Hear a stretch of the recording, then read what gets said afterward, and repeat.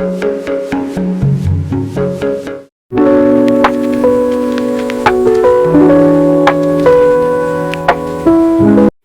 Morning. आज आमच्याकडे पाणीच नव्हतं.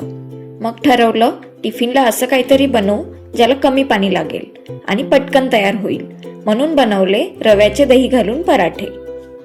टाडा, हा झाला टिफिन तयार. जेव्हा आपल्या आजूबाजूला अशा अनपेक्षित घटना घडतात तेव्हा जाणवतं आपण आपल्या आईवडिलांना, सासू सासऱ्यांना, इतर बाकी लोकांना किती गृहीत धरतो नाही.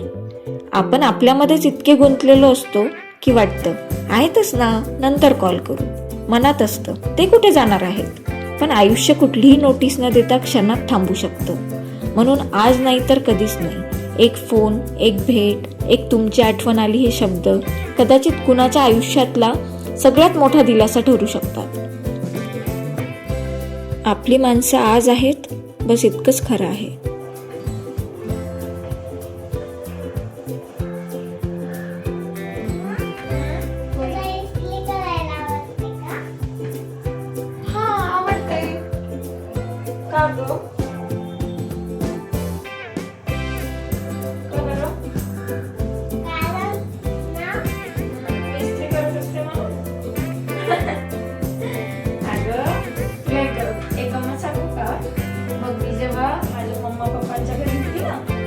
माझ्या वाशिमला म्हणजे मोठीच होती तेव्हा, पण इकडे येण्याच्या आधी तर तेव्हा मी 22 असंच काहीतरी 22 इयर्सची असणार तेव्हा.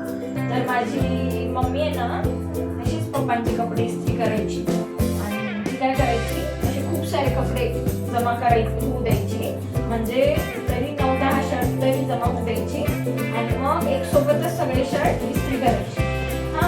मग ती काय करायची, तिचं बाकीचं घरातलं सगळं काम आवरलं ना की बाकीचं घरातलं काम आवरलं जसं थोडंसं आराम करत बसायचं ना, तर ती काय करायची त्या वेळात पण ती दुसरे कामं करायची, जसं इस्त्री वगैरे करायची पप्पांच्या कपड्यांची.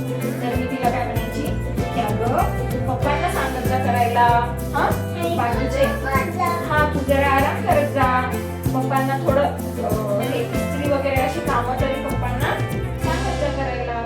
तर ती काय म्हणायची, अगं पप्पा शाळेतून थकून येतात, पप्पा शाळेत जायचे ना, तर पप्पा शाळेतून थकून येतात आणि मला ऑफिसला जातात. जसे तुझे पप्पा ऑफिसला जातात. मग ती म्हणायची की आणि पप्पा थकून पण येतात आणि पप्पांना जमत पण नाही इस्त्री करायला.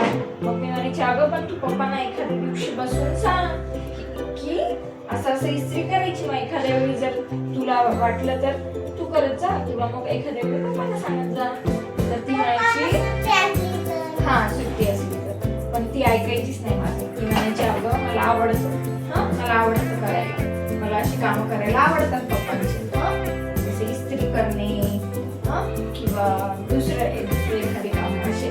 तर आता मी तुझ्या पप्पांची टिफिन भरणे होते. तर आता तुझे पप्पा म्हणतात ना की अगं मी करतो इस्त्री, मला जमते, तरी तू का करतेस असं म्हणतात तुझे पप्पा. तुझ्या पप्पांना येते इस्त्री करायला. आपल्या नाशिकच्या आईने पप्पांना सगळं शिकवलं, पप्पांना सगळं येतं. तर पण तरी आता मला कळतं, मला आठवतं माझी मम्मा म्हणायची ना की अगं मला आवडतं पप्पांची कामं करायला, तर आता मला पण आवडतं. म्हणून मग मी पप्पांना म्हणते की नाही तुम्ही राहू द्या, मीच करते. तर मला तुला हे सांगायचं होतं की आपण जेव्हा छोटं असतो, म्हणजे लहान असतो आपण, तेव्हा आपल्याला काही गोष्टी कळत नाही की आपली मम्मा असं का करते, आपली मम्मा आपले पप्पा तसं का करतात. पण जेव्हा आपण मोठे होतो मग आपल्याला हळूहळू समजायला लागते की आपण पण आपल्या मम्मा पप्पांसारखे झालो ना मोठे की आपण पण सेम तसंच वागत असतो. कळलं का? म्हणजे आता जसं मी इस्त्री करते तसं मोठं झाल्यावर तू पण करणार.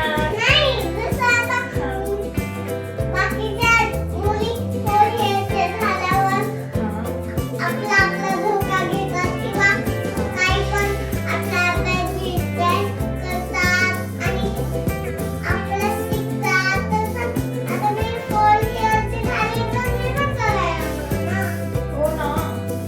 दिवसभराच्या गडबडीनंतर रात्री थोडा वेळ फक्त जेवणासाठी म्हणून नाही तर एकमेकांसोबत असण्यासाठी.